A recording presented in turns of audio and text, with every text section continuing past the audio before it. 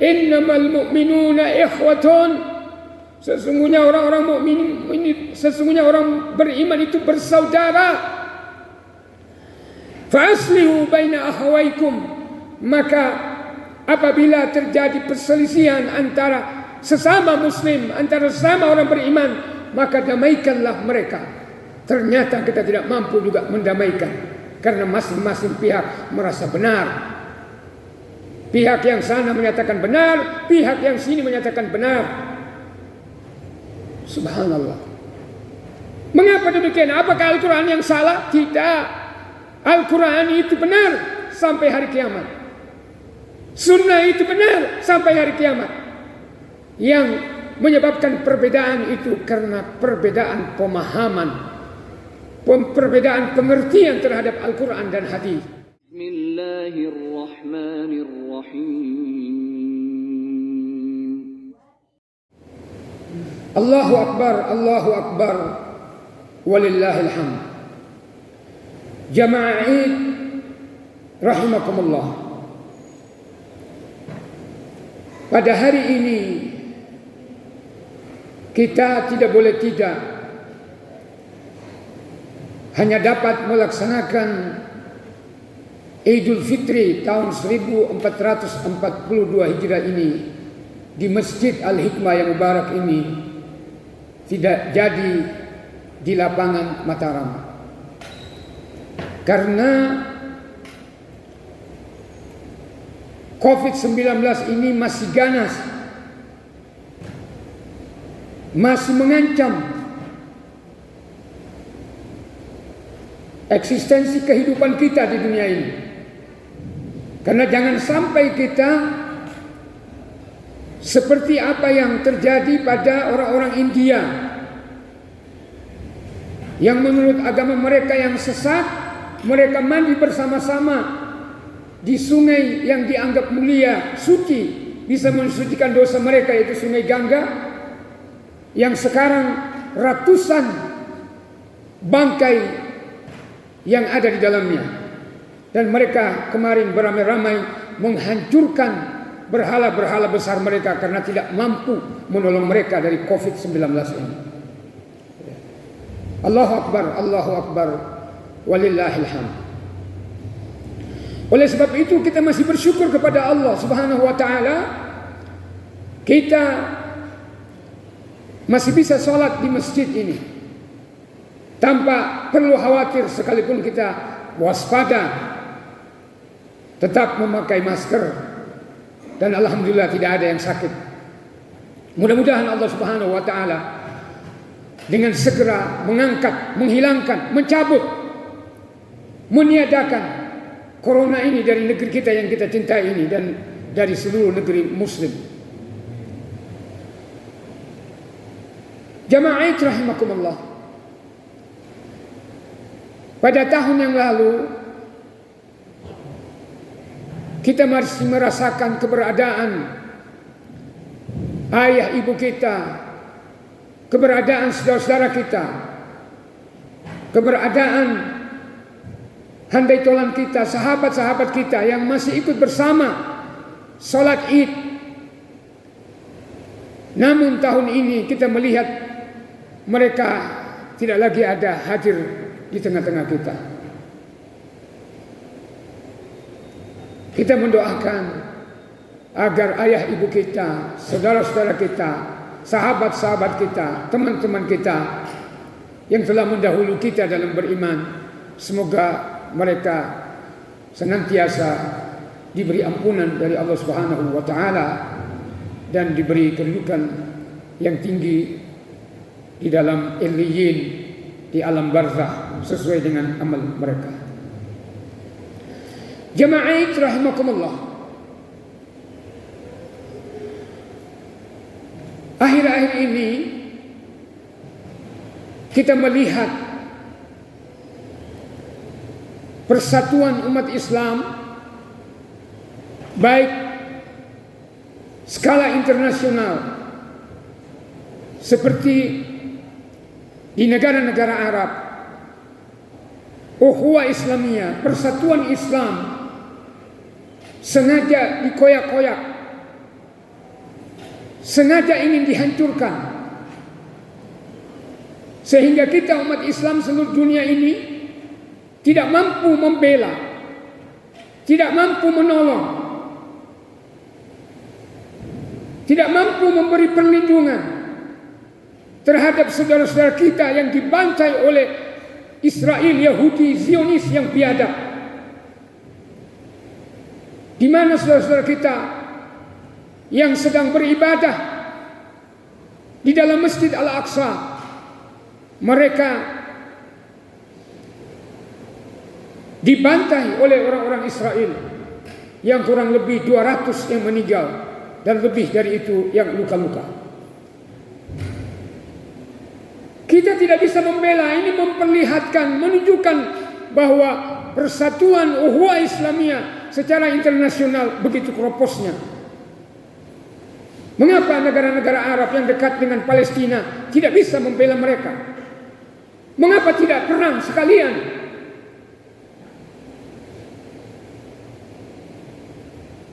Karena umat ini sudah dijangkiti oleh penyakit yang disebutkan oleh Rasulullah SAW 1442 tahun yang lalu.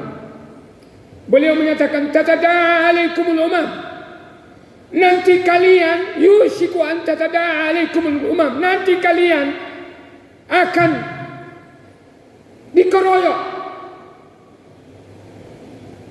oleh banyak bangsa, kama tada'al akalatu ala kas'atiha, sebagaimana orang mengerumuni hidangan makanan.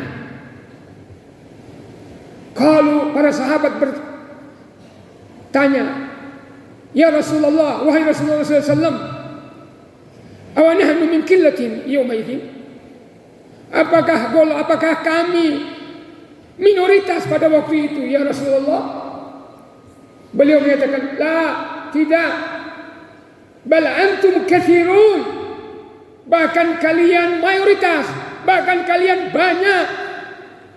Walakinnakum gutha'un ka gutha'is sail, tapi kalian itu ibarat buih di atas air bah. Artinya tidak punya pijakan, tidak punya pemimpin, tidak punya arah kemana hendak dituju. Itulah keadaan kita umat Islam ini, baik secara internasional maupun nasional. Kata Nabi, kenapa demikian? Karena asabakumul wahan, penyakit al-wahan yang telah menimpa diri kalian. Wa mal wahn ya Rasulullah? Apa penyakit al-wahan itu ya Rasulullah? Beliau menyatakan hubbud dunya wa karahiyatul maut, yaitu cinta kepada dunia, terlalu cinta kepada dunia dan takut mati. Secara nasional kita ini diporak-porandakan persatuan kita. Politik di negara kita ini menggunakan politik penjajah, divide et impera, yaitu politik pecah belah bambu, di mana kita melihat antara seorang kiai sana dengan kiai sini saling gontok-gontokan, diperlihatkan di YouTube. Gus sana dan Gus sini masing-masing gontok-gontokan. Ada yang mengkritik karena mereka masuk ke dalam gereja, sehingga menyatakan mereka itu tanpa ada keperluan apapun, mereka adalah murtad. Saling mengkafirkan, saling memurtadkan.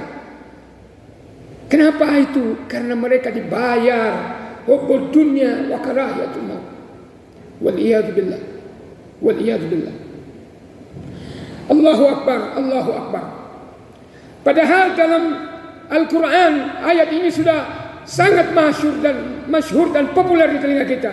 Allah Subhanahu wa taala berfirman, "Innamal mu'minuna ikhwatun." Sesungguhnya orang-orang mukmin, sesungguhnya orang beriman itu bersaudara. Fa'aslihu baina akhawaykum, maka apabila terjadi perselisihan antara sesama muslim, antara sesama orang beriman, maka damaikanlah mereka. Ternyata kita tidak mampu juga mendamaikan, karena masing-masing pihak merasa benar. Pihak yang sana menyatakan benar, pihak yang sini menyatakan benar. Subhanallah. Mengapa demikian? Apakah Al-Quran yang salah? Tidak. Al-Quran itu benar sampai hari kiamat. Sunnah itu benar sampai hari kiamat.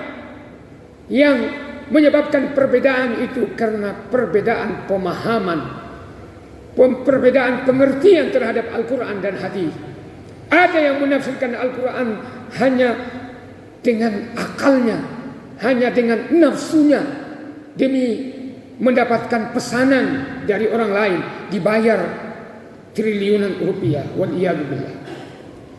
Rasulullah SAW menggambarkan persatuan kita dalam hadis beliau yang sahih yang diriwayatkan oleh Bukhari Muslim. Beliau menyatakan, "Matsalul mu'minin fi tawaddihim wa tarahumihim wa ta'atubihim matsalul jasad." Perumpamaan orang beriman itu dari aspek cinta mencintai, dari saling menyayangi dan saling memberikan kelembutan antara satu dengan yang lain. Matsalul jasad, bagaikan satu jasad. Bagaimana satu jasad itu? Idza istaka minhu udhun, apabila salah satu anggota jasadnya merasa sakit, maka tada'a lahu sairul jasad bisahar wal humma, maka seluruh jasad menjadi tidak bisa tidur dan demam. Kita sakit gigi, tapi seluruh anggota tubuh kita merasa sakit. Seperti itulah Rasulullah menganalogikan persaudaraan kita orang Islam. Maka oleh sebab itu, saudara kita yang dibantai di Palestina sana, kita juga merasa sakit. Kalau tidak merasa sakit, maka tidak ada iman di dalam dada kita. Kita tidak mampu menolong mereka dengan secara fisik. Kita bantu mereka dengan finansial. Kita bantu mereka dengan doa. Maka insya Allah di akhir khutbah ini kita akan doakan mereka. Nabi juga menyatakan, al-mu'min lil-mu'min kal-bunyan yashuddu ba'dahu ba'da. Orang beriman itu bagaikan satu bangunan. Antara satu unsur bangunan yang lain saling menguatkan. Bangunan masjid ini terdiri dari semen, pasir, air. Tanpa air, maka semen itu tidak bisa teraduk, tidak bisa menjadi tembok, tidak bisa menjadi pondasi. Bangunan juga terdiri besi yang keras. Bangunan juga terdiri dari kayu yang lunak. Artinya Nabi menggambarkan bahwa dalam masyarakat Islam banyak terjadi watak-watak. Ada wataknya seperti besi dan batu keras. Apakah orang begini perlu dimusuhi? Tidak.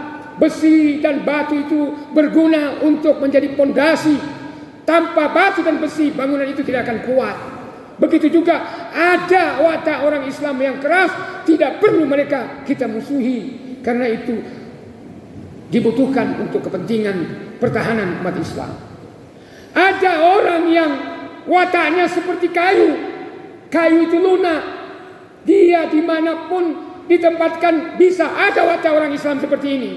Kayu itu bisa menjadi pintu, kayu bisa menjadi jendela, kayu bisa menjadi mimbar, kayu bisa menjadi meja. Dia mampu beradaptasi di lingkungan manapun. Ini watak dalam Islam. Ya. Ada umat Islam wataknya seperti semen, halus. Tetapi begitu kena air, tunggu 10 menit dia mengeras. Artinya ada orang perasaannya seperti itu. Tapi kalau digugah sifat sosialnya, digugah sifat jihadnya, digugah sifat Islamnya, dia akan bangkit. Ada orang wataknya seperti air lembut. Dia bisa memediasi antara atas dan bawah. Dia bisa bergaul dengan pejabat. Dia juga bisa mengayomi rakyat. Dan semuanya ini, watak-watak ini, seperti bangunan ini dibutuhkan dalam Islam. Tidak perlu kita jadikan perbedaan sehingga kita menjadi bercerai-berai, menjadi ukhuwah Islamiyah kita menjadi buyar, menjadi hancur, menjadi tidak bersatu, tidak merekat.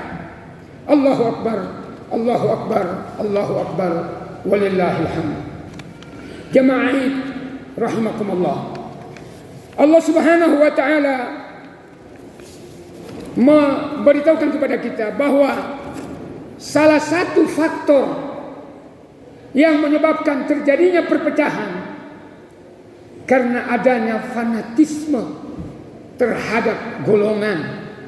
Masing-masing golongan ini menyatakan saya yang paling benar, kamu kafir, saya yang berhak masuk surga. Kalau bisa surga itu sudah dikapling-kapling, ini weku, kowe orang tok. Itu seperti itu sekarang ini. Maka Allah menyatakan kullu hizbin bima ladaihim farihun. Setiap golongan itu kadang-kadang masing-masing merasa lebih senang, gembira, lebih baik, lebih benar. Itu terjadi saat ini. Maka kita dilarang oleh Rasulullah SAW fanatisme terhadap golongan, fanatisme terhadap organisasi. Beliau menyatakan laisa minna man da'a ila asabiyati. Bukan golongan umatku orang yang selalu fanatisme terhadap kesukuan, golongan dan sukunya. Waliyadzubillah. Allahu akbar. Allahu akbar. Walillahil hamd. Allah Subhanahu wa taala juga mengingatkan kita bahwa orang kafir itu saling bahu membahu, saling dukung mendukung. Kita lihat ada seorang warga Indonesia yang keturunan yang lahir di Tegal, sekolah di Setiawacana di Salatiga, kemudian sekarang ini pindah ke Jerman. Dia menjelek-jelekan orang Islam. Dia menghina Rasulullah SAW. Tapi bagaimana sikap pendeta? Kita melihat pendeta ini mendukung dia, sekalipun dia salah. Dan menuntut juga orang-orang Islam supaya yang menjelaskan tentang keberadaan Al-Quran memang akidah mereka itu salah, harus dipenjara juga, harus ditangkap juga. Hal ini dikatakan oleh Allah dalam Al-Quran, walladzina kafaru ba'duhum awliya'u ba'd.